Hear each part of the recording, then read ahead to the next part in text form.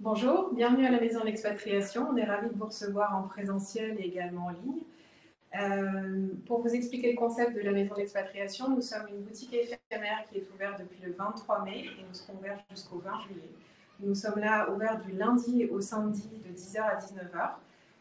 Vous pouvez prendre rendez-vous gratuitement avec nous pour 30 minutes. Vous pouvez prendre rendez-vous sur le site internet maisondexpatriation.com pour nous expliquer votre projet d'expatriation. Et nous préparons avec vous une série d'informations qui vont vous aider à vraiment bien préparer ce projet. Nous organisons également une série d'événements, comme l'événement que nous allons avoir aujourd'hui. Vous pourrez, pareil, sur le site de maisondexpatriation.com trouver la série d'événements que nous organisons et vous inscrire en ligne, donc soit pour le suivre en présentiel, comme vous faites aujourd'hui, ou en ligne, comme vous faites également de votre côté.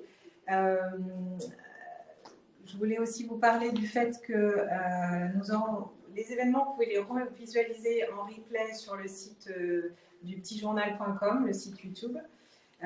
Et donc aujourd'hui, je vous présente l'équipe de Desjardins qui est là pour vous aider à vous préparer financièrement lors de votre expatriation au Canada. On va faire l'événement sur environ 45 minutes. Vous pourrez poser vos questions tout au cours de la présentation. On fera aussi une série de questions-réponses sur la fin de l'événement.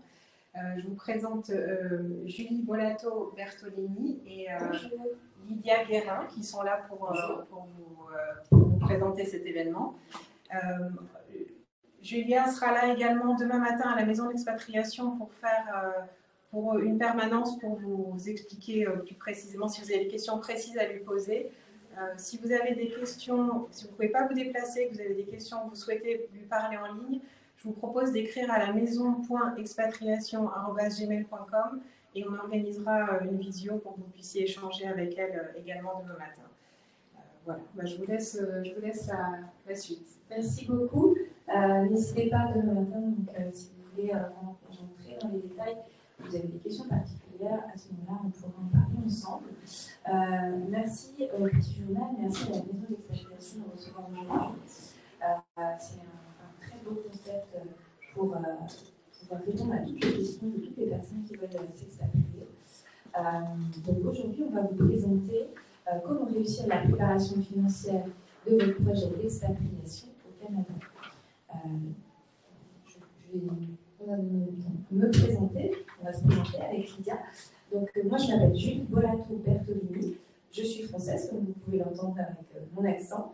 Je suis partie au Canada en 2019 avec mon mari et mes 2 enfants. Et là j'ai intégré les banques canadiennes. Il a fallu repasser le diplôme, réapprendre tout le système bancaire qui est complètement différent de celui de la France. Quand je suis partie, j'ai été directrice d'agence bancaire, je pensais être tranquille et finalement pas du tout.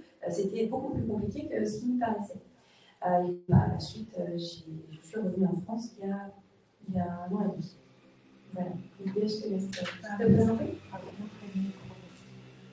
Bonjour à tous, merci à vous à l'équipe du Petit Journal et de la Maison d'Expatriation de nous accueillir. Donc, je suis Lydia Guérin, je travaille pour le Mouvement Desjardins, donc je suis française aussi, je me suis expatriée en 2017 donc avec mon mari et mes enfants au Canada.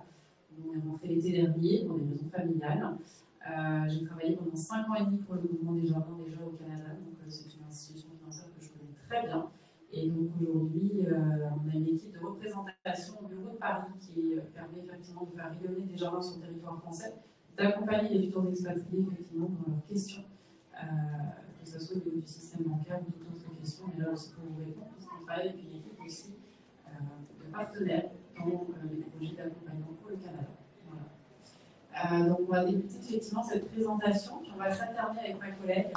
On a effectivement mis des périodes de questions assez régulières parce que je pense que ça fait beaucoup d'informations et on souhaite effectivement que vous ayez réponse à vos questions au fur et à mesure. Donc ça se passe soit avec le chat en ligne, soit effectivement dans la présence dans la salle avec vous. Donc pour vous situer un petit peu, c'est qui le Mouvement Desjardins? Donc c'est le premier groupe coopératif en Amérique du Nord. Effectivement, on n'est pas référencé comme une banque, on est référencé effectivement comme une institution financière coopérative, puisque chaque membre effectivement du Mouvement Desjardins et partenaires, et donc effectivement ils sont sociétaires avec nous et ils détiennent une part sociale, voilà, tout simplement, comme le système effectivement qui peut exister ici aussi. On a à peu près donc 7,5 millions de membres et clients à travers tout le Canada, principalement implantés au Québec, le siège social est au Québec.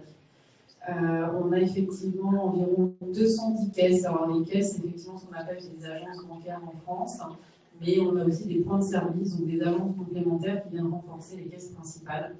Le système est un petit peu différent du système français, mais on a une très grosse répartition sur le territoire au Québec et principalement donc, sur ce territoire-là et un petit peu en Ontario aussi. On a 26 centres Desjardins entreprises, 724 points de service, comme je disais tantôt. On a énormément de guichets automatiques et on a un service en ligne, comme tout aujourd'hui, banque française, donc qui permet effectivement de faire ces transactions en tout temps avec des applications aussi à disposition.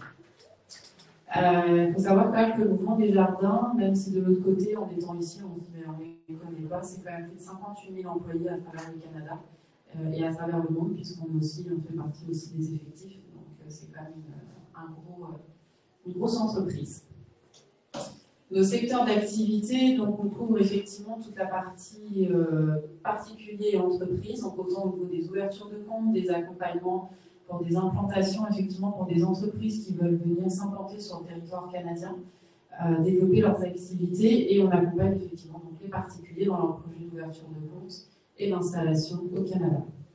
On fait aussi tout ce qui est assurance visiteur, donc on a une assurance santé dédiée effectivement aux personnes qui s'installent et qui n'ont pas de couverture santé. Donc on est là aussi pour pouvoir les protéger au cas où. Sachant qu'effectivement avec certains pays et certains statuts, quand vous partez effectivement au Canada, il y a effectivement quand même une passerelle entre la sécurité sociale française et la sécurité sociale canadienne, québécoise en particulier, où vous avez des couvertures et des prises en charge. On fait aussi effectivement tout ce qui est assurance, habitation et auto. Donc, comme le système français, effectivement, responsabilité civile. Donc, quand vous partez, effectivement, on peut aussi vous assurer à distance. Et on a la possibilité, en s'assurant chez nous, effectivement, de pouvoir des fois avoir des avantages au niveau des assurances également. Au niveau de l'assurance des personnes, donc ça parle moins effectivement sous ce nom-là. Mais c'est tout ce qui est effectivement assurance d'essai, assurance, voilà, toutes les assurances du quotidien qu'on a besoin pour se couvrir ici, enfin là-bas. Donc on les a aussi au niveau du territoire, au niveau du Québec s'il y a besoin. Placement financier, donc on a effectivement tout un système de placement, financement, prêt hypothécaire, donc voilà, on accompagne aussi les familles à s'implanter.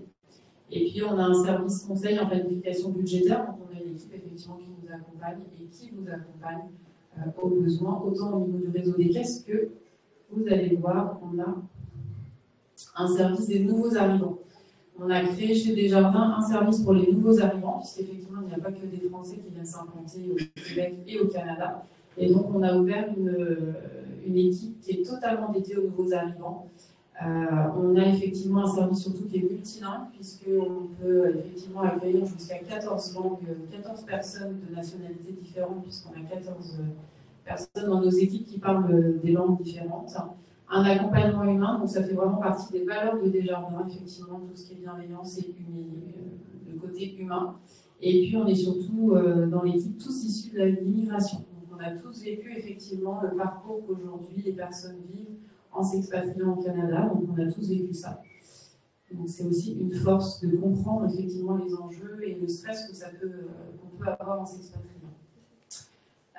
Ce que nous offrons concrètement, donc effectivement on a un accompagnement global et personnalisé, donc vous retrouverez régulièrement sur nos réseaux sociaux et sur des partenaires qu'on a aussi des webinaires qu'on donne régulièrement, donc autant avec la maison d'expatriation, le petit journal aujourd'hui. Avec d'autres partenaires avec qui nous travaillons. Donc, on a des webinaires gratuits. On a un bureau de représentation à Paris aussi. Donc, il y aura une adresse mail si vous avez des questions aussi. On peut vous répondre en dehors, effectivement, de la rencontre d'aujourd'hui. On a une équipe dédiée donc, à Montréal qui est multilingue. Un service aux étudiants aussi internationaux sur les campus universitaires. Donc, on a effectivement des partenariats avec les universités québécoises et françaises. Donc, on accompagne effectivement aussi les étudiants en préparation de leur départ, et donc ils peuvent déjà ouvrir leur compte en amont avant de partir, et on les accueille à la réception sur les campus universitaires. Donc on peut faire aussi l'ouverture de compte à distance, le service aux entreprises et travailleurs internationaux. On a aussi effectivement des personnes dans notre équipe au bureau de Paris qui sont spécialisées pour les entreprises et aussi effectivement sur le territoire là-bas. Une offre de bienvenue avantageuse, on vous en parlera à la fin. Et puis voilà, on travaille en confiance, c'est l'objectif.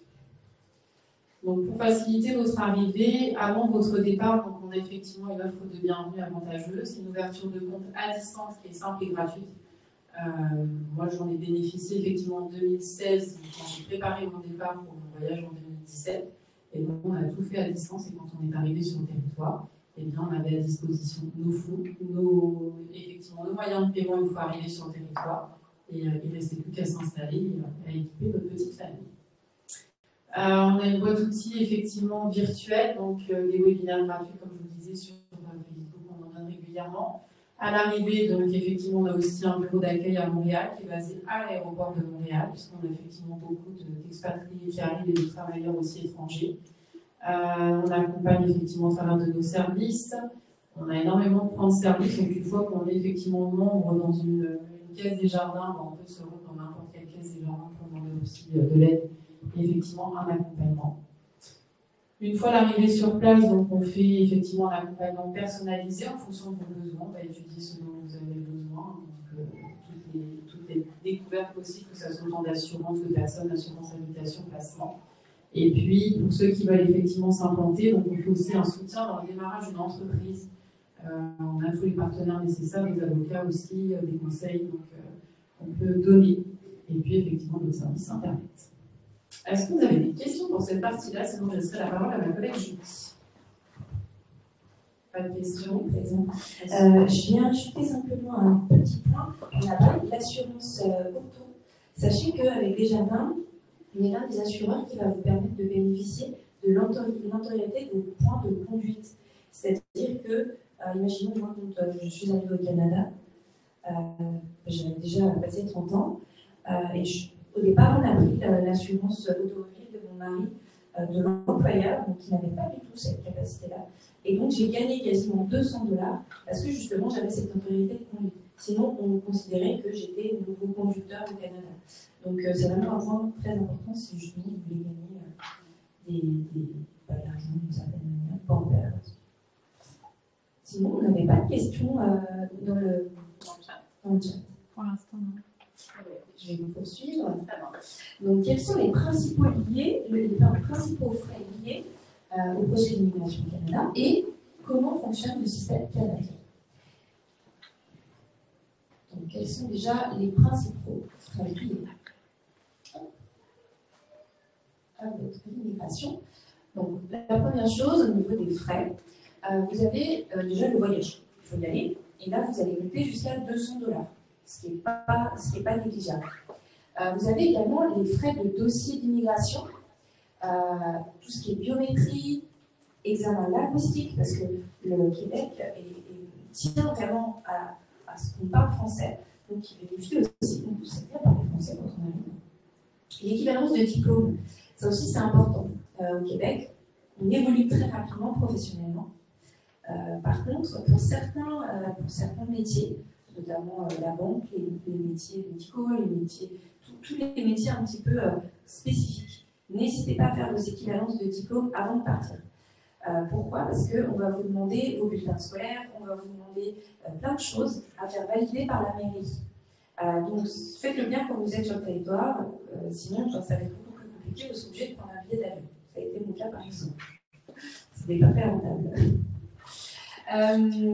Visite médicale évidemment, avocat d'immigration, effectivement, tout dépend de votre dossier d'immigration, vous allez devoir vous faire accompagner par un avocat d'immigration, et ça peut monter très vite suivant la difficulté de votre dossier.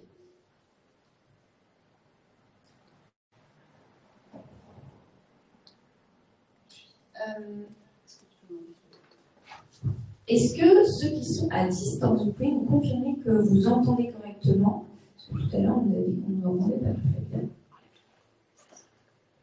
Sans micro. J'essaye sans micro. Ceux qui sont à distance, n'hésitez pas à me dire si vous m'entendez ou pas. Je vais essayer d'augmenter la voix. Ici, c'est bon. Super. Les frais liés à l'immigration, Les billets d'avion, on en revient. Les vêtements d'hiver, ça c'est la bonne question à chaque fois. Les vêtements d'hiver, moi ce que je peux vous conseiller, n'achetez rien ici.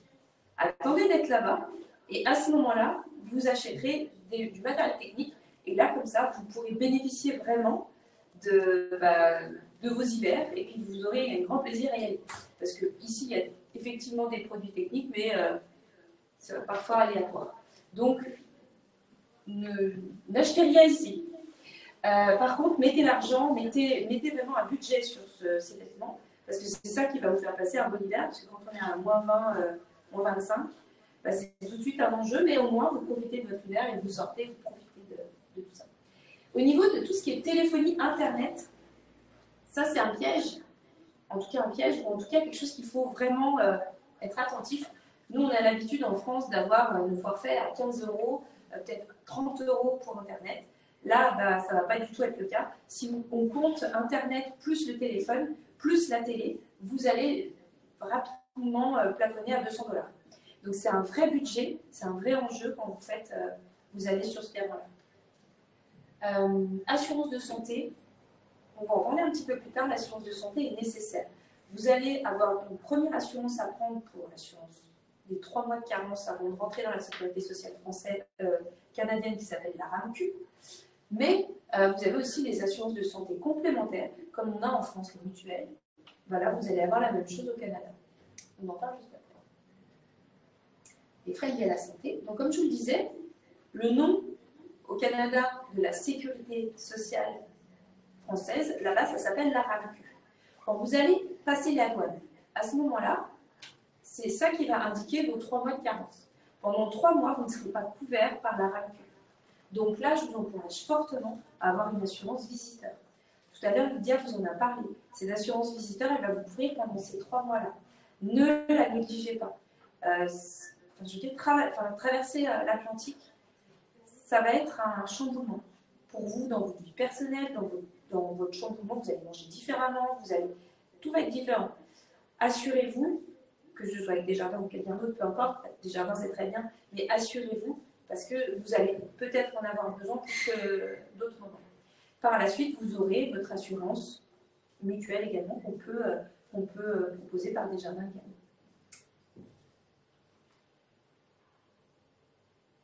Pensez à inclure dans votre budget les frais de déménagement. Là, encore une fois, c'est très personnel. Il y en a qui vont partir avec un sac à dos, d'autres qui vont partir avec un conteneur. Moi, mon cas, c'était un conteneur de 40 mètres cubes. Donc, le budget n'était pas du tout le même, que ce soit en y allant, que ce soit en revenant. Et l'écart de prix pouvait être quasiment de 3 000 à 4 000 € pour le même conteneur, parce que dans un sens et dans l'autre, des fois, vous n'avez pas le même prix. Les billets d'avion, évidemment, les vêtements d'hiver, on en a parlé tout à l'heure. Internet, téléphone, on en a parlé. L'habitation et l'aménagement. Naturellement, vous allez arriver. Si vous arrivez avec un conteneur, vous avez toutes vos affaires, très bien. Par contre, si vous n'avez rien, il va falloir tout réaménager, votre logement, etc. Donc, pensez à avoir un budget de stock. Voilà. Voilà. Alimentation, épicerie, pensez au pourboire. N'oubliez pas que quand vous arrivez dans un restaurant, vous avez le prix du repas, mais il faut surtout rajouter le pourboire qui est hyper nécessaire. Sinon, on va vous courir après dans les rues parce que vous n'aurez pas donné votre pourboire. Soins et santé et soins, on en a parlé. Vous pouvez également, tout ce qui est frais bancaires également, mais ça, vous allez avoir l'offre des nouveaux arrivants avec Desjardins. Donc pendant 2 ans, vous serez plutôt tranquille. On en parle un peu plus tard. Et après, loisirs et activités. Pensez à ça, parce qu'au Canada, il y a énormément d'activités à faire. Il ne faut pas s'en passer.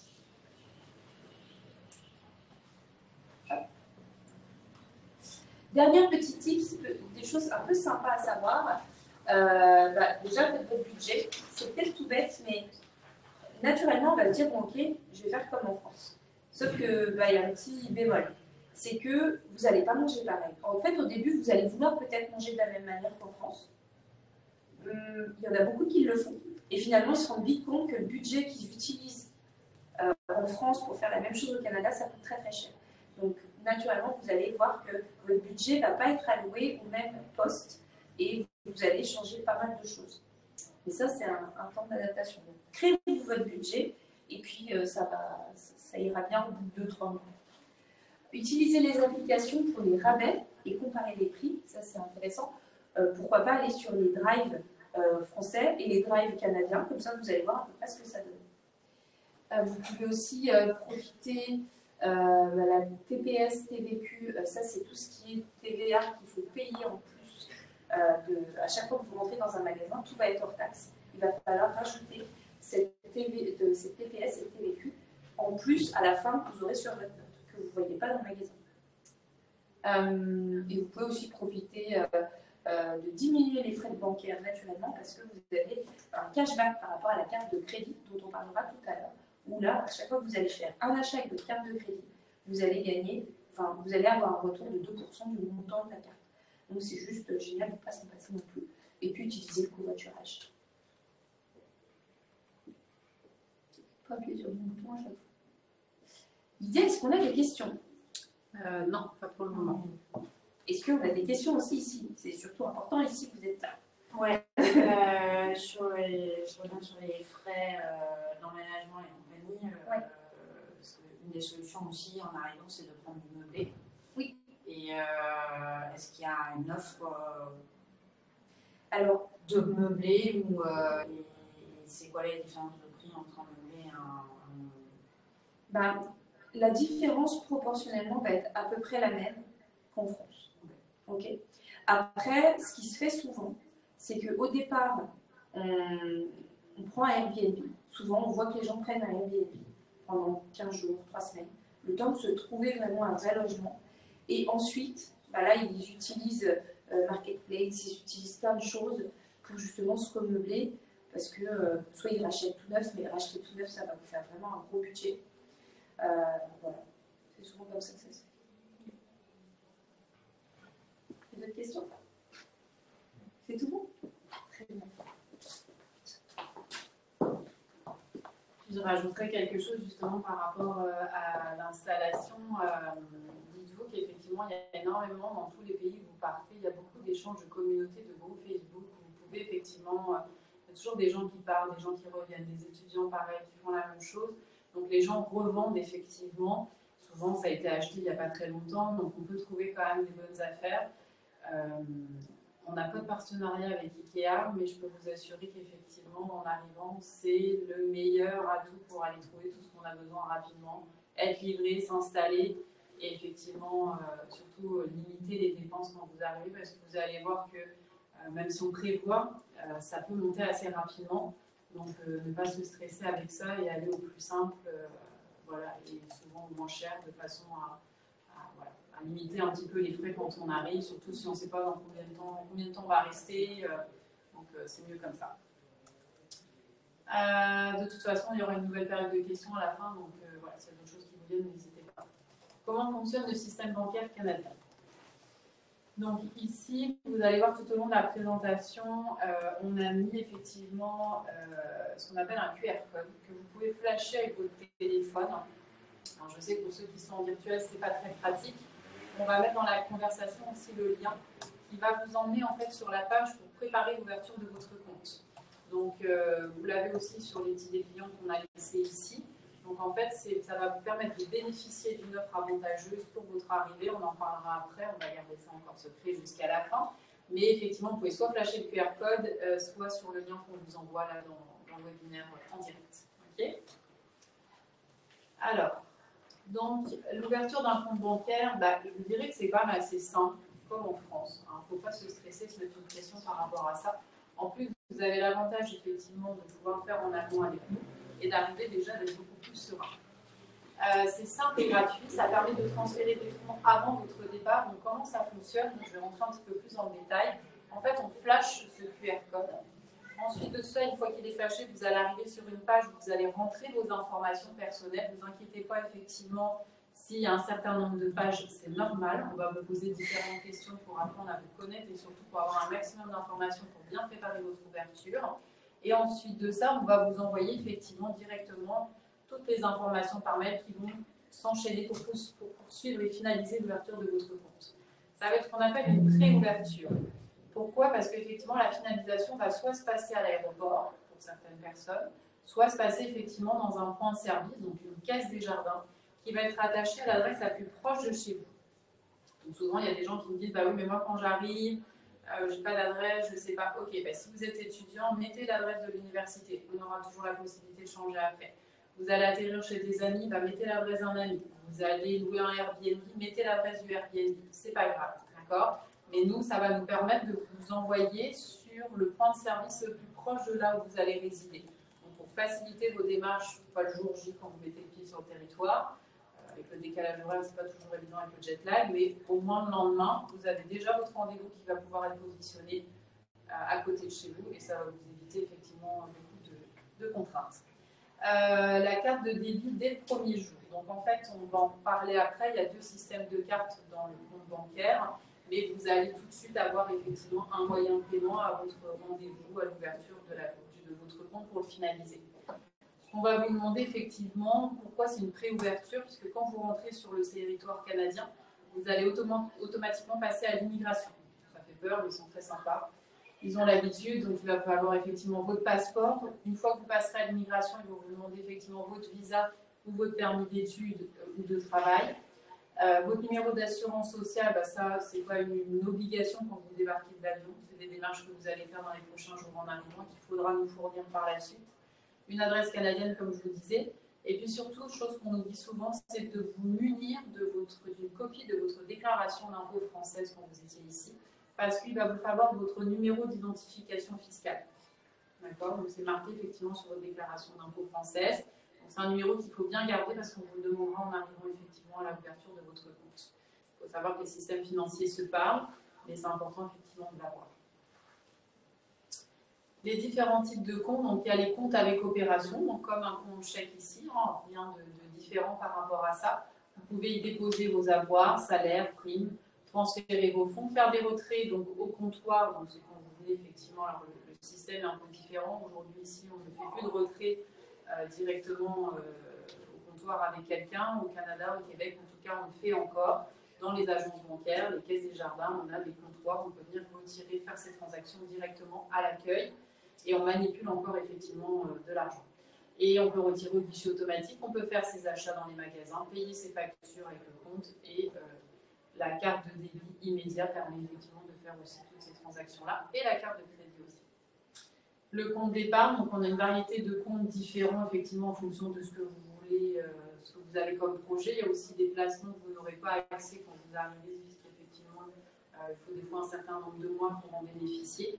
Il faut faire aussi ces premières déclarations pour en bénéficier. Mais vous avez quand même accès à des comptes d'épargne classiques quand vous allez arriver. Donc tout votre argent ne restera pas sur le compte chèque. Combien coûte un virement à l'international? Je pense que c'est souvent la question qui revient le plus. Combien je vais payer? Donc effectivement, quand vous allez envoyer de l'argent, prenons une banque X, d'accord? Je suis dans la banque X ici en France. Donc, eux vont vous prendre effectivement des frais de virement, d'accord? Donc, tout dépendamment de sa banque, ça reste des montants qui sont quand même souvent inférieurs à 10 euros. Ensuite de ça, va venir s'appliquer le taux de change au moment du transfert. Et ensuite de ça, à la réception, nous, on prendra juste 15 $ de frais pour le traitement de vos fonds. C'est tout. Il n'y aura pas d'autres frais qui vont venir s'avancer entre les deux. Donc, ça reste comme tout raisonnable. Et ça, quelle que soit la somme que vous envoyez. Que vous envoyez 5 000 euros, 100 000 euros, ça sera exactement la même chose. La banque X, au départ ici, prendra les mêmes frais. Le taux de change s'appliquera sur la somme globale et les 15 $ de frais à réception, quel que soit le montant. Okay, donc, c'est pas ça qui vous coûtera le plus cher dans la transaction et dans l'installation. Et puis, 2 recommandations. Donc, effectuer le transfert des fonds en dollars canadiens directement. Quand ils vont vous demander ce que vous voulez transférer en euros, non, transférer directement en dollars canadiens d'ici et privilégier le moins souvent des virements, faites plutôt une grosse somme plutôt que plusieurs petits virements pour limiter vos frais aussi. Quels sont les moyens de paiement acceptés au Canada? Donc, sur le territoire, on peut payer argent comptant, d'accord? On peut payer avec la carte de débit ou de crédit. On a un système qui s'appelle le virement Interac. Je trouve ça révolutionnaire et extraordinaire. J'adore ce service-là. Ça permet effectivement de payer en direct. Alors aujourd'hui, ça s'est développé aussi ici. Souvent, certaines institutions financières le proposent. C'est ce qu'on appelle un peu le Paylib, où je peux rembourser mon ami effectivement. Les montants sont un peu plus élevés sur le virement Interac et effectivement le système est un peu différent. Mais ça, voilà, ça ressemble à ça au Paylib un petit peu, là, de pouvoir se rembourser, de se payer entre amis. On a le système de chèque aussi, qui est beaucoup moins utilisé ici en France. Beaucoup c'est prélèvement, carte bancaire, donc ça ne circule pas tant que ça les chèques par rapport à la France. Paiement mobile, Apple Pay, Google Pay, hein, vous pouvez payer avec votre téléphone, on peut enregistrer ses cartes de débit crédit aussi dans le téléphone de la même façon. Et le dépôt mobile de chèque, alors ça je pense que personne ne le connaît, que ça n'existe pas encore ici. C'est tout simplement, je vais sur l'application du téléphone, je clique sur dépôt mobile et je peux déposer mon chèque directement en ligne en le scannant et en l'enregistrant. Ça commence, mais il n'y a pas beaucoup d'institutions financières qui proposent encore le service. Mais ça commence. Donc, voilà. Et puis des frais sont appliqués lorsqu'un chèque est encaissé que les fonds sont insuffisants au compte. Bah oui, c'est comme ici. Si effectivement vous déposez un chèque et qu'il n'y avait pas d'argent que la personne n'avait pas les fonds, il y aura des frais qui s'appliquent. Donc ça, c'est un modèle de spécimen de chèque, ce qu'on appelle. Donc tout simplement ici, ça correspond au RIB, au relevé d'identité bancaire. Là-bas, on appelle ça un spécimen de chèque. Donc votre employeur vous en demandera un pour effectivement déposer votre salaire. Donc c'est pour ça que lorsque vous ouvrez votre compte en amont, on va pouvoir vous envoyer un spécimen de chèque que vous allez déjà pouvoir donner à votre employeur, l'utiliser pour payer le loyer aussi, puisqu'effectivement c'est les coordonnées bancaires de votre compte, donc vous pouvoir enregistrer effectivement un prélèvement automatique aussi pour payer le loyer. Les frais scolaires, les activités sportives, les cabinets médicaux, ça dépend si on a des abonnements parce qu'il y a des cabinets privés. Et puis, un chèque est valable 6 mois après sa date d'émission. En France, c'est 12 mois, à peu près 12 mois. Ici, c'est 6 mois. Là-bas, c'est 6 mois. Lorsque vous déposez un chèque, les fonds apparaîtront sur votre compte, mais ils seront disponibles seulement après quelques jours. D'accord ? Donc oui, ça va apparaître dans le solde créditeur, mais vous pourrez utiliser les fonds que sous quelques jours. Ce n'est pas immédiat. C'est comme ici en France, il y a quand même un délai entre les banques pour qu'elles se parlent. Vous voyez sur votre compte, un chèque peut être rejeté jusqu'à 5 jours, 10 jours. Donc là, c'est pareil, on a quand même effectivement un délai. Dépensez pas toute la paye quand vous avez déposé votre chèque. Est-ce qu'il y a des questions dans la salle? Non. Si. Oui. Pardon.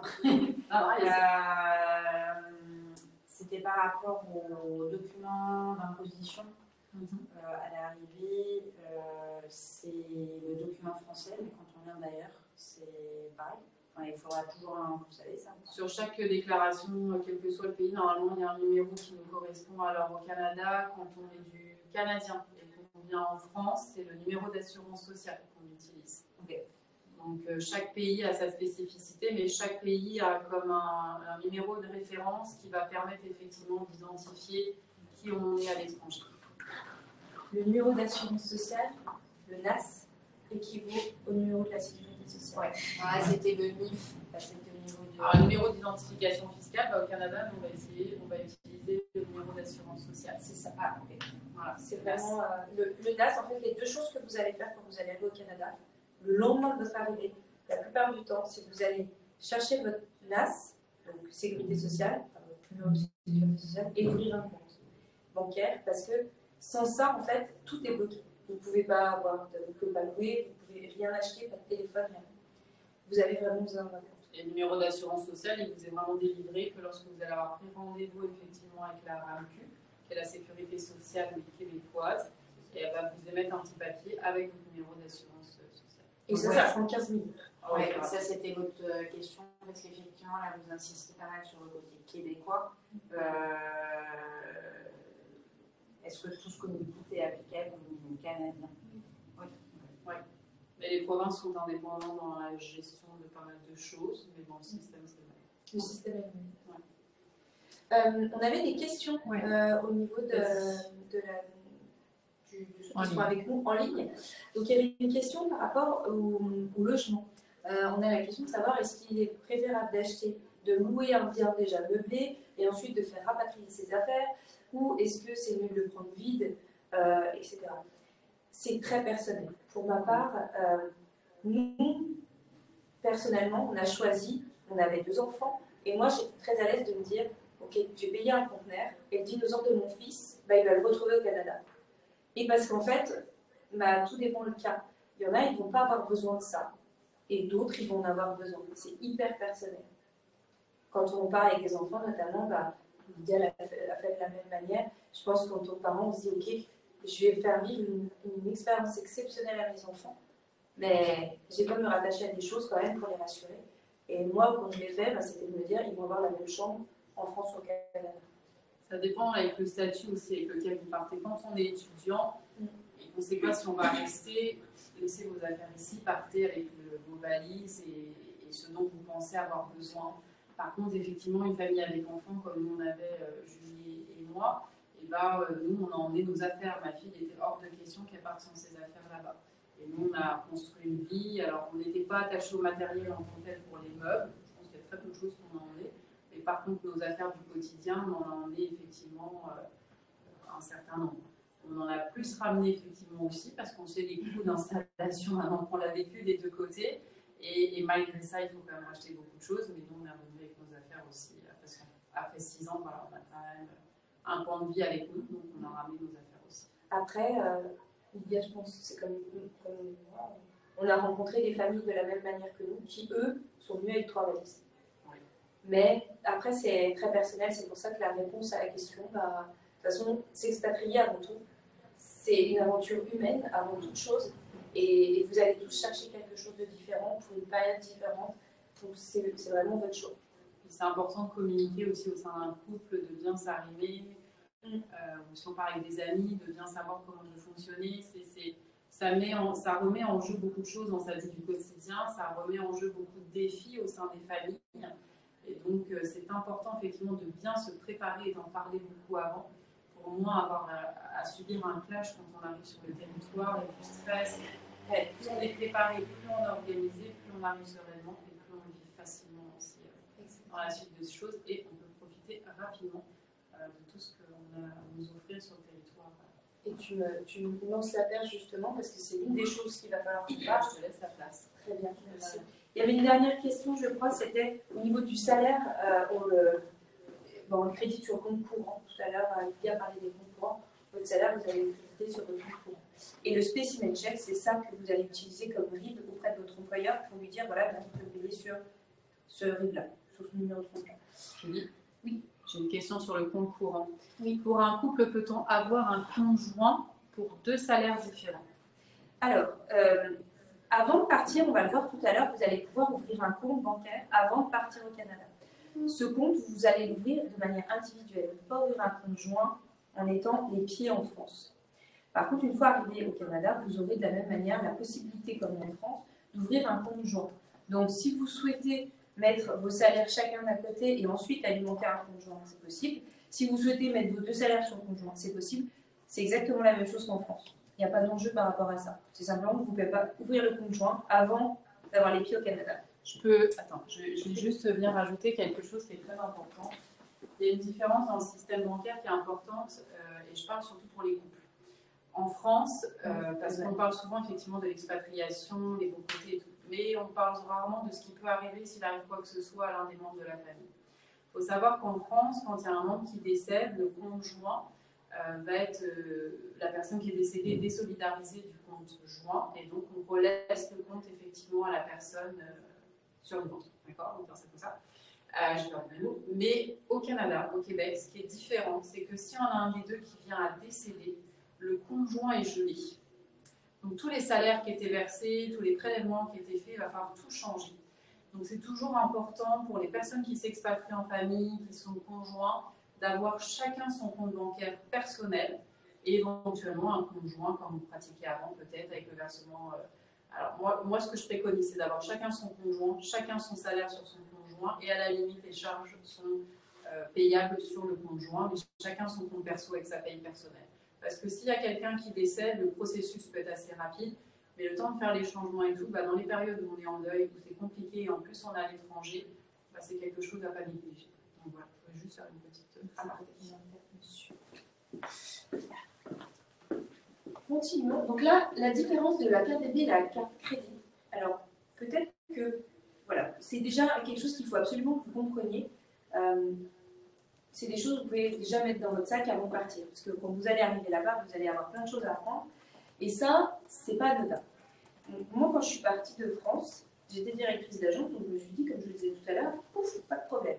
Et je suis arrivée devant ma banquière en me disant, je voudrais une carte. Comme nous, en France, une carte bancaire, une carte bleue. Sauf qu'en fait, là-bas, ça ne marche pas comme ça. Elle m'a parlé d'une carte de crédit, et moi, en langue française, je me suis dit, elle me parlait d'une carte revolving. Ce n'est pas le cas non plus. Je vous explique. La carte de débit, elle va vous servir à pouvoir débiter votre compte directement. Vous allez pouvoir aussi retirer du guichet. Par contre, vous ne pouvez pas payer par Internet avec cette carte-là. La carte de crédit, elle, vous allez pouvoir payer par Internet et vous allez... c'est un petit peu comme une carte à débit-différé. D'accord ? Cette carte, il ne faut pas la négliger du tout parce que vous allez vous en appuyer pour votre code de crédit. On va en parler juste après. Et cette carte de crédit, elle permet d'avoir les fameuses récompenses de 2% dont on parlait tout à l'heure. Si vous faites un paiement, vous allez pouvoir avoir un cashback derrière. Vous pouvez aussi payer chez le commerçant avec cette carte. Et par contre, attention, je vous encourage à ne pas retirer avec cette carte-là parce que ça pourrait générer des frais. Vous le faites bien avec votre carte de débit. Donc, comment on va gérer sa carte? En définitive, comme je vous le disais, la carte de crédit, c'est une carte à débit différé. Elle comprend un encours à l'intérieur. C'est-à-dire que, imaginons, vous avez un encours de 1 500 $. D'accord? Pendant un mois, vous allez utiliser votre carte. Ça va fonctionner sur votre encours de 1 500 $. Ok? Arrivé à la fin du mois, un mois se passe, vous avez votre relevé qui va se présenter. Là, vous allez devoir le payer ou simplement faire une demande de remboursement automatique. Comme ça, c'est transparent pour vous comme une carte à débit différé. Si toutefois, vous n'aviez pas les fonds sur le compte, à ce moment-là, vous pourrez bénéficier encore de 21 jours de grâce pour pouvoir payer. Okay? Au bout des 21 jours de grâce, en France, quand on n'a pas les capacités de payer, à ce moment-là, on est en découvert. Au Québec, au Canada, il n'existe pas de découvert. Ça n'existe pas. Donc, ils l'ont remplacé par le fameux découvert, enfin, pas le découvert, mais l'encours que vous avez sur votre carte de crédit. D'accord? Donc, à ce moment-là, au bout des 21 jours de grâce, vous allez rentrer sur la partie découvert. D'accord? Avec un taux qui est équivalent à si vous étiez en découvert. C'est là où ça devient intéressant, c'est que ce phénomène-là, ça va alimenter notre code de crédit. C'est-à-dire que grâce à la cote de crédit dont on va parler juste après, c'est ça qui va vous apporter votre crédibilité financière vis-à-vis de tout le monde. Des employeurs, si vous voulez louer un bien au niveau des propriétaires, si vous voulez avoir un prêt bancaire. En fait, tout ça, c'est tout relié. D'accord? Donc la carte de crédit, les gestes à retenir, c'est que vous remboursez bien à la date prévue. Alors au Canada, on va vous demander de payer le relevé. Ce que je peux vous encourager à faire, c'est qu'au sein du site internet de Desjardins de votre espace personnel, vous allez simplement demander à faire un remboursement mensuel automatique. Comme ça, c'est complètement transparent pour vous et ça se réglera naturellement. Ne retirez jamais de l'argent en liquide avec votre carte de crédit, parce que sinon vous allez passer directement sur l'approche intérêt. Ça n'a pas d'intérêt pour vous. Donc utilisez votre carte de débit et réalisez les paiements en totalité à la fin du mois. Est-ce qu'on a des questions par rapport à cette carte débit-crédit? En ligne, non, pas pour le moment. C'est tout clair? Oui, j'ai une question. Si par contre on dispose déjà d'un compte aux États-Unis, ouais, et donc on a également une carte de crédit avec un peu score, ouais, est-ce qu'on peut bénéficier de l'ancienneté qu'on a des États-Unis pour avoir un compte au Canada? J'ai un doute. C'est la première fois qu'on me pose la question. Mais à mon avis, peut-être qu'ils peuvent communiquer entre eux, je ne sais pas. En tout cas, ce qui est intéressant, c'est que j'imagine que, étant donné que c'est le même système qu'au Canada, la banque américaine peut peut-être donner cette cote-là et les Canadiens la comprendront mieux que nous, en tant que Français, on n'est pas du tout en mesure de donner quoi que ce soit en termes de code de crédit ou quoi que ce soit. Donc, peut-être qu'ils peuvent s'en appuyer, mais je n'ai pas la certitude de ça. J'ai Non, allez-y, allez-y, puis je prendrai la question en ligne après. Allez-y. Pour chaque compte ouvert, on a forcément une de chaque. C'est-à-dire j'ai une carte de crédit, une carte de débit systématiquement. C'est ça. Automatiquement, quand vous allez ouvrir votre compte, le jour même, au moment où vous signez le contrat d'ouverture de compte, on va vous donner votre carte de débit. On commande la carte de crédit, ça mettra entre 7 et 10 jours, à peu près comme en France. Mais vous avez les capacités à chaque fois d'en avoir. C'est pour ça que souvent, on voit, même dans les films, ils ont souvent plein de cartes. Parce que justement, ils l'utilisent en fait. Mais la carte débit crédit dans une banque, en tout cas, c'est quelque chose qu'il faut avoir. Après, avoir plein de cartes ailleurs, ça vous voir. Et l'outstanding du coup de la carte de crédit, ça dépend, j'imagine, de la situation de. C'est ça. Alors, vous allez arriver sur le sol canadien, 6 mois plus tard, votre cote va être définie. On va en parler juste après. Il va y avoir, je vais peut-être avancer, je vais prendre la question après. Il y aura une fourchette. Et en fait, au bout de 6 mois, vous allez avoir votre cote. Et cette cote, elle va tourner tous les mois. Donc, tous les mois, dès que vous faites, vous pouvez faire une petite erreur de base que nous, en tant que Français, on se dit, bah ouais, mais c'est pas grave. Bah, ça peut interférer votre cote. La question en ligne ? Oui, la question qui va revenir souvent. J'aimerais savoir pourquoi vos conseillères sont revenues en France. Donc Julie, je te laisserai répondre et quand je reprendrai la main tout à l'heure, je répondrai. Beaucoup de personnes reviennent, la vie est difficile, les salaires ne sont pas suffisants. Ça, c'était la première des questions. Je te laisse y répondre. Alors, pour ce cas-là, honnêtement, si c'était le cas de moi, je reste au Québec. Parce que j'adore ce pays et c'est aussi pour ça que j'ai poursuivi avec Desjardins. Parce que j'adore cette vie-là. C'est plus pour des raisons personnelles que je suis rentrée en France. Puis on en parlait d'ailleurs tout à l'heure avec Lydia. Souvent, quand on s'expatrie, après, on ne sait pas qu'on est bien nulle part. Parce qu'en fait, on connaît toutes les qualités d'un pays. Et puis tous les défauts du pays. Et puis on se dit, ok, finalement, on n'est bien ni d'un côté ni de l'autre. On a nos racines qui nous parlent. On a les parents qui sont encore peut-être là. Les enfants qui grandissent. Et on dit, ok, qu'est-ce qu'on fait? Et je pense que, on en parle régulièrement avec des expats de tout type de pays. On se pose tous les mêmes questions, où on est bien au final. Et moi, pour ma part, je suis rentrée pour des raisons personnelles. Mais s'il fallait y retourner aujourd'hui, j'y retournerais. Ça me plaît beaucoup. Tu diras la réponse tout à l'heure, toi, Lydia. Je donnerai ma réponse bientôt. Et l'autre question, c'est si jamais on est fiché à la Banque de France et donc impossible d'ouvrir un compte dans une banque en France, est-ce pareil au Canada? Donc là, ça va être lié à la cote de crédit. Oui. Alors, déjà, si vous êtes fiché en France, à mon sens, peut-être que ça n'aura même pas d'impact. On pourra Non, il n'y a pas d'impact entre les deux choses. Au Canada. On n'interroge pas. C'est ça. Après, effectivement, votre cote de crédit, si elle n'est pas suffisante, vous allez vraiment avoir des difficultés un peu dans tous les domaines. Parce que comme je vous le disais, et on va y venir justement, il y avait deux questions ou pas? Non, vas-y, tu peux enchaîner. Je vais enchaîner sur la cote de crédit et le dossier de crédit. C'est que cette cote-là, si on ne comprend pas, je veux dire, on est vraiment dans une démarche de comprendre le système avant d'y aller, si on ne comprend pas que c'est hyper impactant de bien en prendre soin, ça va impacter votre vie de manière générale. Si vous voulez louer un bien, si vous voulez avoir un employeur, certains employeurs, au même titre qu'ils vont vous demander votre casier judiciaire, ils vont vous demander votre cote de crédit. C'est vraiment votre crédibilité en tout temps. Les assureurs aussi peuvent la demander. Donc c'est vraiment une genre de cote, comme votre véhicule. Sur votre véhicule en France, vous avez 12 points. Et bien là, ça va être exactement pareil. Vous conduisez votre crédit au même titre que vous conduisez votre voiture. Et le fait d'utiliser la carte de crédit, c'est dire, ok, je conduis ma voiture et je sais la conduire. C'est pas parce que eux, ils ont le système de dire, c'est pas parce que j'ai une voiture et que je la conduis pas que je suis un bon conducteur. Ils veulent vous voir utiliser le crédit pour qu'au moment où ils veulent vous prêter de l'argent pour une maison, pour autre chose, ils se disent, ok, ils savent utiliser le crédit. Et c'est un petit peu logique finalement. Donc le dossier crédit, c'est effectivement tous les antécédents de crédit et c'est aussi votre réputation, comme je vous disais, votre réputation financière. Elle est établie par TransUnion et Equifax, deux établissements qui vont réunir toutes vos données, que ce soit votre carte de crédit, mais ça peut être aussi votre téléphone, Internet. Si vous ne payez pas votre téléphone ou Internet, votre code de crédit va peut-être diminuer. Pareillement pour les crédits à la consommation, crédits immobiliers, les assurances, les prélèvements, toutes les choses qui pourraient ne pas payer son loyer, avoir un retard sur son loyer, potentiellement, votre propriétaire peut vous déclarer et derrière, vous serez impacté sur votre code de crédit. Donc c'est super important. Du coup, ça veut dire que tout est relié. Tout est relié.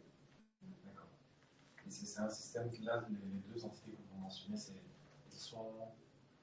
TransUnion et Equifax sont les entreprises officielles pour déterminer de cette cote-là et elles se parlent.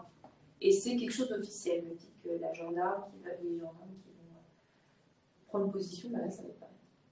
Je sais pas si c'est le bon exemple. Ouais. Votre dossier, du coup, comme je vous le disais, il fluctue.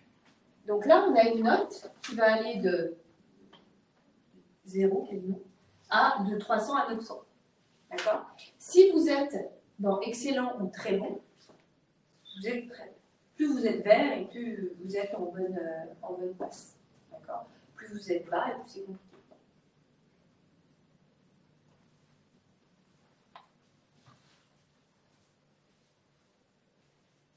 Comme je vous le disais, ça vous permet d'accorder votre prêt, de vendre un crédit, de louer un appartement, d'être embauché, d'avoir une assurance auto et encore plein d'autres choses.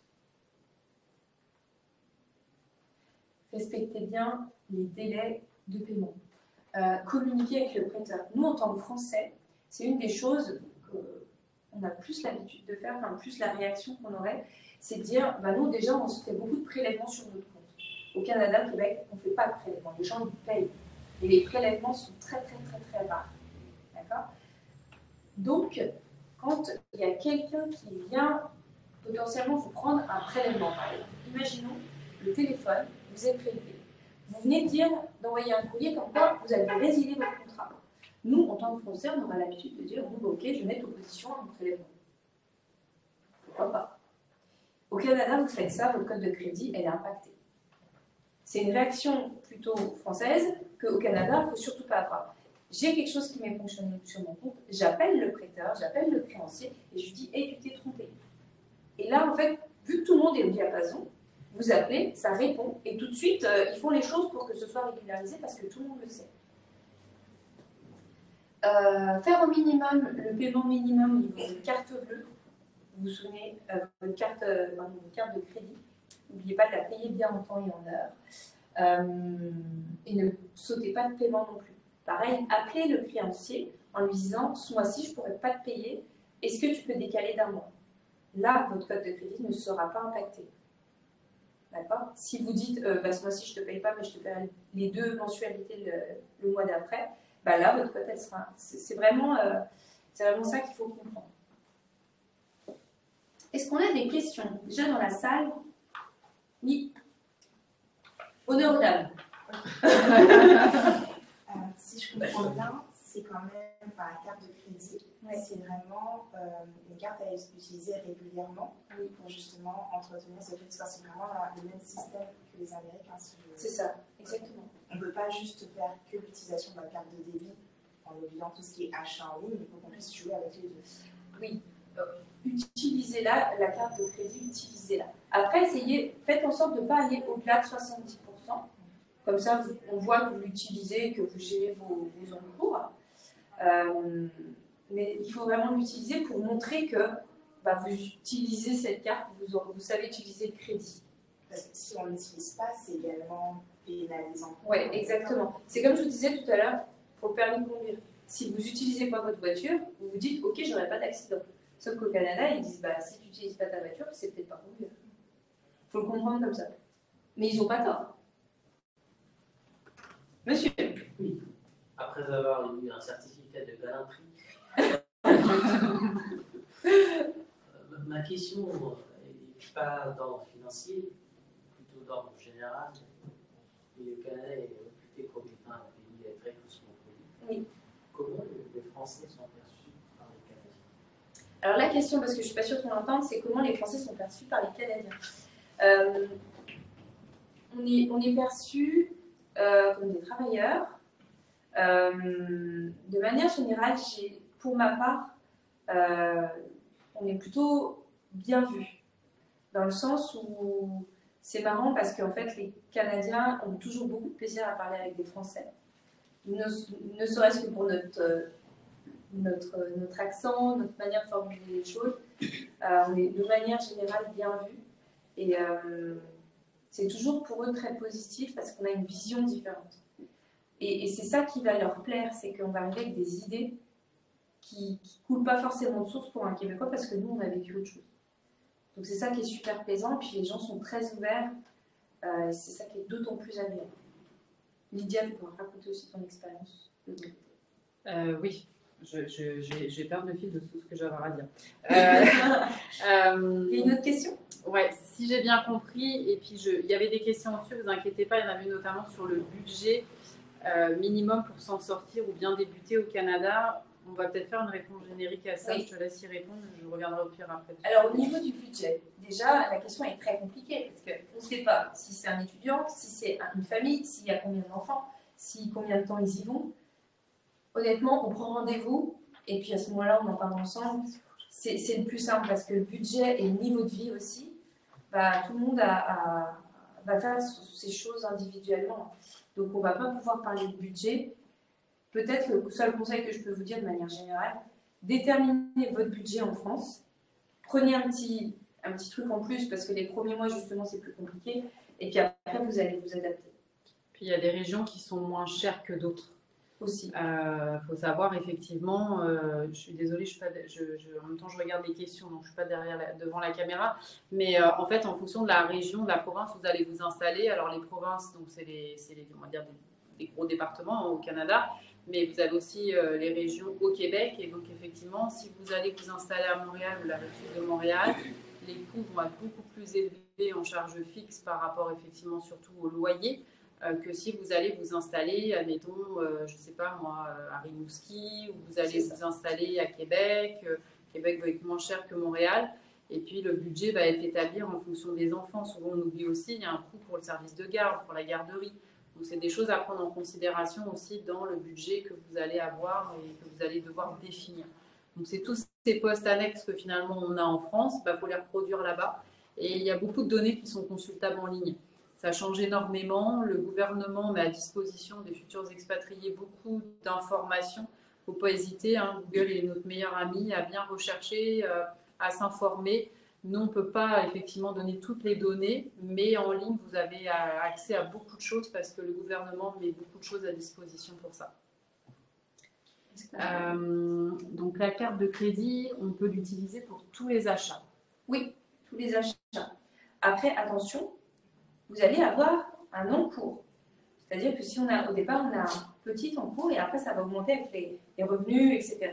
Mais au début, on a un petit encours. Ce qui est possible de faire, parce que par exemple, si j'ai un encours de 1 500 $, j'achète un canapé et 2 pneus neige, mon encours, le 2 du mois, il est terminé. Donc, ce qu'on peut faire, c'est simplement faire un virement de son compte courant à la carte de crédit, ce qui permet de remettre l'encours à zéro. Donc, on peut payer en anticipé avant la maturité de l'encours sur la carte. J'ai pas compris. Je peux payer en anticipé avant la maturité. Non, ça par contre, non, on ne conseille pas. Après, le cas échéant, si vraiment, par exemple, on a un canapé, n'importe quoi, qui vaut 2 000 $ et on a un cours de 1 500, à ce moment-là, avec l'offre des nouveaux arrivants, vous pourrez utiliser la carte de débit directement. J'ai d'autres questions.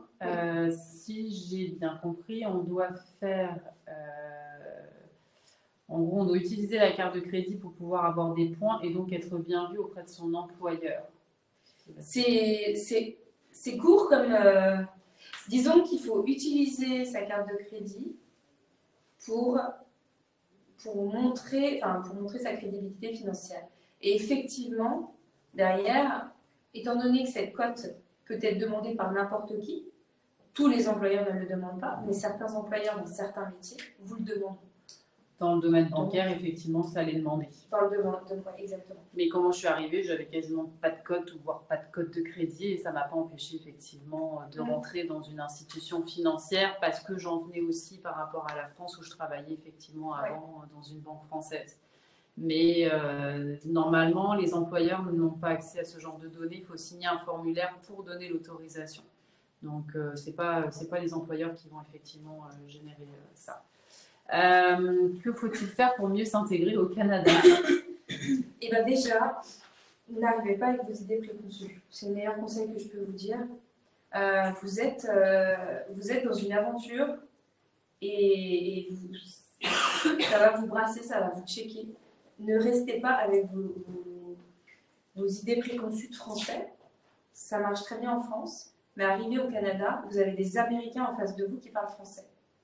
Donc clairement, vous verrez que les relations ne sont pas les mêmes, les logiques ne sont pas les mêmes. Pour faire une chose, les 3-4 premiers mois, on a l'impression que notre cerveau il va 1000 à l'heure les premiers mois, parce qu'en fait, pour faire une chose très basique, on en passe par plein de choses, par plein de chemins. On peut perdre 10 minutes pour une chose qu'on prend 3, qu'on prend 2 quoi. Voilà. Que faut-il faire pour mieux s'intégrer? J'y reviendrai après. Alors attends, il y a beaucoup de questions. Existe-t-il des produits financiers particuliers pour des professionnels comme à la Bred? Alors là, c'est une question qui est très pointue. Ça, c'est une question dont on peut répondre plus personnellement, mais après, faut creuser dans le projet, parce que là, on peut placer de l'argent, que ce soit en entreprise ou que ce soit en particulier, ça c'est toujours le cas. Mais il faut adapter suivant l'entreprise, suivant la raison, suivant. On peut pas. S'il y a besoin, vous pouvez effectivement nous écrire, on vous mettra l'adresse du bureau à la fin. On a effectivement un conseiller en entreprise au bureau de Paris, on a une équipe aussi en entreprise au bureau des nouveaux arrivants et on a des centres des entreprises aussi directement sur place. On est très bien équipés pour répondre à tout type de et on a des placements, on a des financements, on a tout ce que vous pouvez retrouver effectivement dans le système ici. Vous le retrouverez là-bas, intitulé différemment, on va dire ça comme ça. Pouvez-vous me conseiller sur une carte de crédit? Si j'ai bien compris, cette carte de crédit nous pousse à consommer pour avoir des points, mais nous limite également pour les découvertes. Consommer plus pour avoir plus de points, mais ne pas faire de découvertes. C'est ça. C'est bien résumé. En fait, oui, il n'y a pas de découvert et non, on ne consomme pas plus, on consomme surtout ce qu'on a sur son compte. Et puis, il ne faut pas trop dépenser parce qu'en fait, vous n'allez pas, l'encours n'est pas payant jusqu'à 1 mois et 21 jours. En soi, c'est la même chose que si c'était votre comptable. Donc, c'est juste un autre mécanisme. Comme je vous disais, arriver avec des idées nouvelles sans les idées préconçues qu'on peut avoir en France. Parce que le système est complètement différent, que ce soit la banque ou que ce soit n'importe quelle autre chose, les garderies pour les enfants. Il faut vraiment se mettre dans une autre manière de penser. Parce que surtout, c'est pas parce qu'en fait, quand vous dépensez avec votre carte, il faut payer la carte à la fin du mois. Donc on dépense uniquement que ce qu'on a sur son compte au final. Donc les paiements fixes. Et si je dépense avec ma carte, il faut que je sois capable de la rembourser. Alors c'est aux 2 semaines qu'on est payé au niveau de sa paye sur le territoire nord-américain. Il faut savoir que c'est pas mensuel. Donc c'est de se dire, bah voilà, si j'ai ma paye aux 2 semaines, il faut que je sois capable de payer ma carte à chaque fois. Lydia, on va peut-être finir cette partie-là. On va continuer les questions après. On a 1 heure, comme ça on tient le timing. Yes.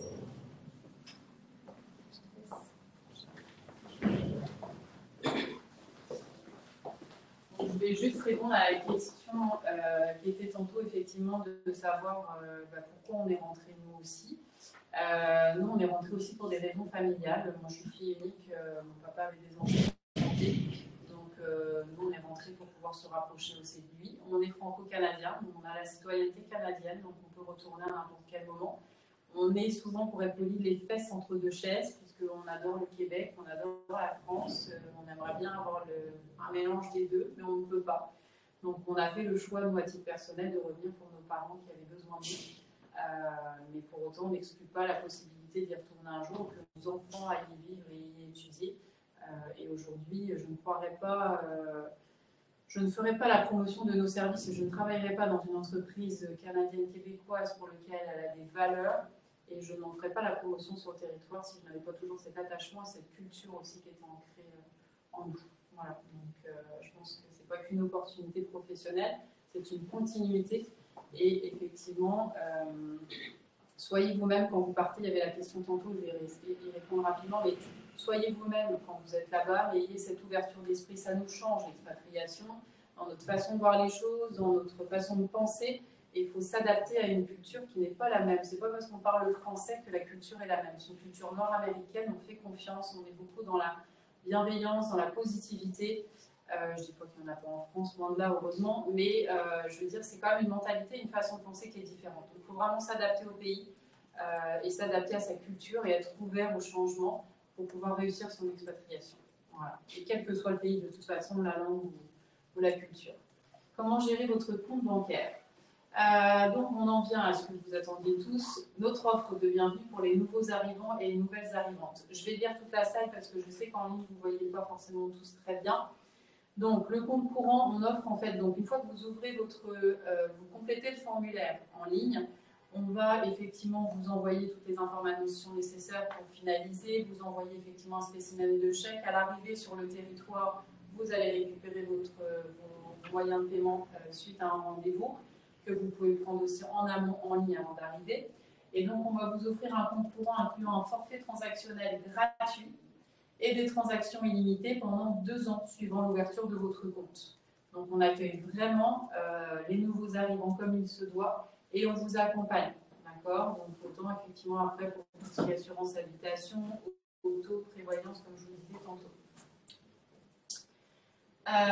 Vous avez un site aussi desjardins.com, bien que vous pouvez aller visiter si vous voulez avoir plus d'informations aussi. On a aussi donc une carte de crédit dont certaines sont sans frais annuels, même si vous n'avez pas d'historique de crédit. Alors pourquoi sans frais? Parce qu'on va dire que c'est la carte de crédit de base, hein, comme vous avez en France effectivement, vous avez des assistances qui sont dans la carte. Par contre, si vous voulez bénéficier effectivement d'assurances plus élevées, surtout pour l'assurance voyage, si je compare ça effectivement à la carte Gold ici, ou Visa Premier, et bon, on a la même chose effectivement au Québec. Chez Desjardins, c'est les mêmes réseaux de paiement, c'est Visa et Mastercard, on a exactement la même chose, c'est juste que le nom des cartes est différent. Mais par contre, effectivement, c'est des cartes qui vont être payantes après pour pouvoir bénéficier surtout des assurances supplémentaires qui sont liées à la carte. Et en tant que telle, une carte de crédit classique, vous n'aurez pas de frais, elle est gratuite. Et on offre aussi une assistance juridique, donc un service téléphonique d'assistance juridique gratuite pendant 2 ans, suivant l'ouverture de votre compte pour obtenir des renseignements sur vos droits et vos obligations. Donc on vous met à disposition un service juridique qui vous permet effectivement de pouvoir poser des questions dans le quotidien. S'il y a un litige avec un propriétaire, quand vous êtes locataire aussi, ça peut arriver. Et une chose qui est bien importante, quand vous arrivez et que vous êtes locataire, prenez bien une assurance habitation, parce qu'effectivement le propriétaire a toujours son assurance, mais ils vous disent que ce n'est pas une obligation au Québec de prendre une assurance habitation quand on est locataire. Par contre, s'il y a un dégât, des eaux, n'importe quoi, vos affaires ne seront pas couvertes. Donc, prenez une assurance habitation, et en plus, quand on est locataire, ça coûte vraiment pas cher. Donc, ça vaut vraiment la peine. Et puis, effectivement, une responsabilité civile, c'est comme en France. Si vous causez dommage à un tiers, c'est important d'en avoir une. Et donc, il y aura le service juridique pour vous accompagner à côté. Donc, voilà, donc vous pouvez visiter effectivement www.desjardins.com nouveaux arrivants. Donc, on met à disposition effectivement sur Desjardins une page dédiée à ça. Vous pouvez communiquer avec nous donc, sur le bureau de Paris. Donc on est 4 sur le service particulier, bientôt 2 sur le service entreprise. On est une petite structure, mais on rayonne sur toute la France. Et on travaille aussi donc, avec Montréal en étroite collaboration malgré les 6 heures de décalage horaire. On fait ça quotidiennement. Et donc vous pouvez nous écrire à paris@desjardins.com, tout simplement. Et puis on a aussi une page Facebook donc, qui s'appelle Mon Projet Canada Desjardins. Et donc vous allez pouvoir effectivement sur Mon Projet Canada Desjardins revoir des webinaires, des capsules d'information, que ce soit sur le système financier, les différences de carte bancaire, carte débit. Il y a pas mal de choses qu'on a mis en ligne et que nos services de Montréal mettent à disposition pour vous aider à préparer votre arrivée dans les meilleures conditions. Est-ce qu'il y a des questions? On est bien. Est-ce que de l'autre côté, il y a des questions? Oui, honneur aux dames des C'était par rapport à l'imposition, en fait, salaire slash imposition. Est-ce que le salaire, est-ce que c'est un prélèvement à la source ou est-ce que c'est comme anciennement en France où il faut faire ses déclarations post? Non, le service, enfin, le système était déjà plus moderne et avancé nord-américain qu'ici. Effectivement, c'est déjà prélevé à la source. Donc en fait, si votre salaire, admettons, il y a une grille d'imposition qui existe comme en France. Donc admettons, votre salaire est entre, je sais pas, 30 000 et 50 000 dollars. On va dire qu'eux vont définir que la tranche d'imposition est de, admettons, 30%. Et bien, on prendra 30% sur votre salaire chaque mois pour préparer ça. Sachant qu'il y a une double imposition, il y a 2 déclarations à faire, il y a le Québec et le Canada. En tout cas, pour la province du Québec, c'est une double imposition, mais le pourcentage du taux qu'on va prélever va déjà être réparti pour les deux. Donc, vous, ça sera transparent. Par contre, il faut savoir, dans la déclaration, il y a beaucoup de choses aussi qu'on peut déduire, notamment des frais de santé, des frais de garde, il y a des barèmes et des montants qu'on peut. Pour les déclarations, souvent on prend un comptable au Québec, ça se fait énormément et ça permet de pouvoir récupérer pas mal derrière. Donc au final, la tranche d'imposition va peut-être diminuer en volume et vous aurez des retours d'impôts. Voilà. Est-ce qu'on a d'autres questions dans la salle? Oui, il y en a des. Oui. Pour un nouvel arrivant, il faut combien d'historique pour considérer que le credit score est fiable? Alors je vais répondre à la question puis je vais la reposer plus fort. Donc combien de temps il faut effectivement pour constituer son bureau de crédit? Donc normalement c'est 6 mois pour que ça commence vraiment à s'enregistrer et à apparaître chez Equifax et TransUnion. Le temps que ça se déclenche, c'est à peu près 6 mois pour commencer. Donc c'est pour ça que dès votre arrivée, une fois que vous avez finalisé votre papier, on vous remet votre carte débit, on commande votre carte crédit en votre présence qui met 5 à 7 jours à arriver. Et après, dès que vous l'avez, commencez à l'utiliser et voilà, et ça va commencer à générer votre crédit score là, pour avoir vraiment un historique au bout de 6 mois, la minimum. Si vous oubliez un paiement, donc qui affecte négativement le crédit score, comment je rattrape? Le mois prochain. Le mois d'après. Il y a 21 jours en fait. Quand vous recevez votre facturation, il y a 21 jours pour la payer derrière. D'accord? Mais au niveau de la cote, je crois. Au niveau de la cote, il va falloir quelques semaines, parce que le but c'est vraiment de l'impact soutenir. en fait. Ouais. Tout dépend. Si par exemple on vient de couper un paiement de téléphone, allez, c'est 50 $ ou 100 $, bah, ça aura moins d'impact que si vous ne payez pas votre maison, par exemple. Et si effectivement ça arrive tous les mois, bah, ça sera plus impactant que si ça arrive une fois comme ça, on ne sait pas pourquoi, parce que c'est une erreur. Et on va dire le mois d'après ou le deuxième mois, ça veut dire que vous êtes redevenu normal. Mais il y a toute une logique de données derrière. Souvent, ce que je préconisais, parce que moi je travaillais 3 ans et demi avec des étudiants, c'est que souvent au début pour eux c'était nouveau aussi, hein, les jeunes qui rentrent sur le marché du travail, je leur disais ta paye est aux 2 semaines, paye ta carte toutes les 2 semaines. Voilà. C'est soit parce que c'est pas un paiement aux 30 jours, comme en France avec une carte à débit différé.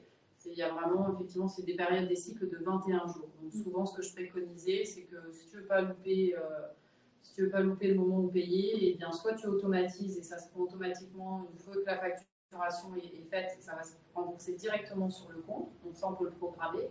Ou alors, tu payes aux 2 semaines ta carte couplée quand ta paye est arrivée. Comme ça, tu sais que ton budget est géré aux 2 semaines avec ce que tu as dans ton compte. Ça peut être une solution aussi. Et ça fait très bien tourner le bureau de crédit aussi. Voilà. Est-ce qu'il y avait d'autres questions? Je pense pas. Il y avait une question. Un bureau à Lyon, est-ce que vous avez un demandé bureau si à on a un Lyon? bureau à Lyon. Donc nous sommes nombreux dans l'équipe. Nous sommes tous localisés en France. On a une personne qui est à Lyon. Pour ma part, je suis plus, un peu plus bas que Lyon. Une qui est à Angers. Puis on se regroupe à Paris. Enfin bref, on est partout. N'hésitez pas à prendre rendez-vous. Dans la conversation, vous avez les possibilités de prendre rendez-vous avec nous, que ce soit ici ou que ce soit en visioconférence. On refera une conférence le 19 juin également. On aura également des permanences ici à la maison d'expatriation. Donc venez nous voir, venez à la maison d'expatriation. Donc, on n'a pas de bureau à proprement parler, on ne reçoit pas effectivement directement, mais s'il y a des demandes, encore une fois, sur paris@desjardins.com, vous pouvez nous écrire et on pourra soit vous rappeler, soit faire une visio avec vous au besoin aussi, voilà, pour limiter les déplacements et puis surtout pouvoir répondre à tout. Vous avez une question? Bonjour.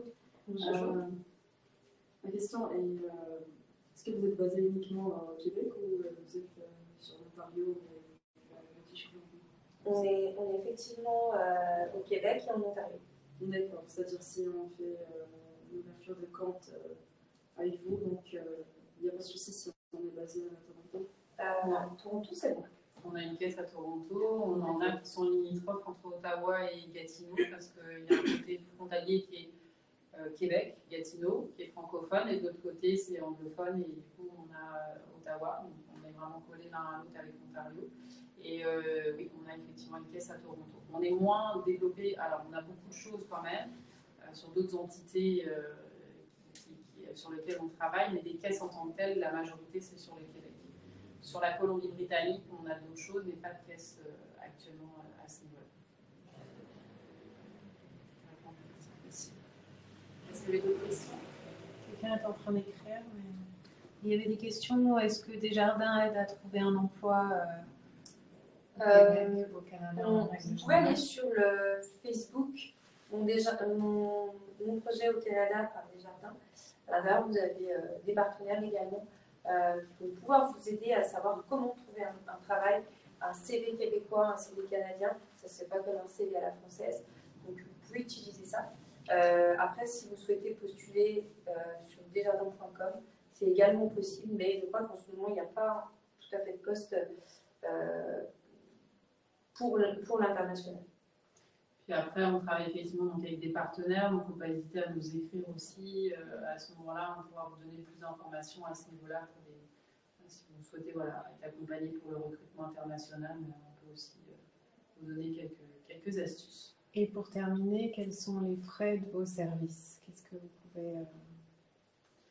Aujourd'hui, on n'en prend pas. On est là à titre bénévole et gratuit, effectivement, pour pouvoir vous accompagner dans vos projets. Et comme on a fait la présentation tantôt, effectivement, il n'y a pas de...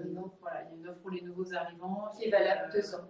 Qui est valable 2 ans, donc pas de frais au niveau des tenues de compte. Il n'y aura aucun frais, ni pour la carte bancaire, ni pour les transactions.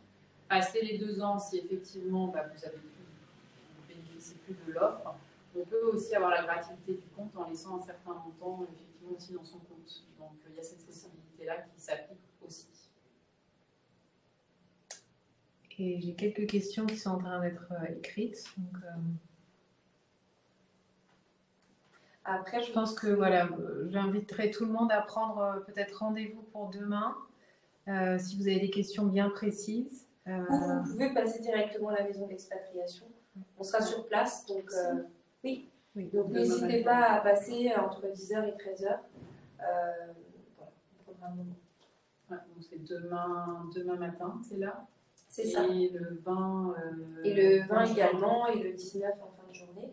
Et après, vous pouvez à tout moment nous laisser un message sur paris@desjardins.com, et là on prendra un moment en visio ou on prendra un moment en présentiel suivant où vous êtes.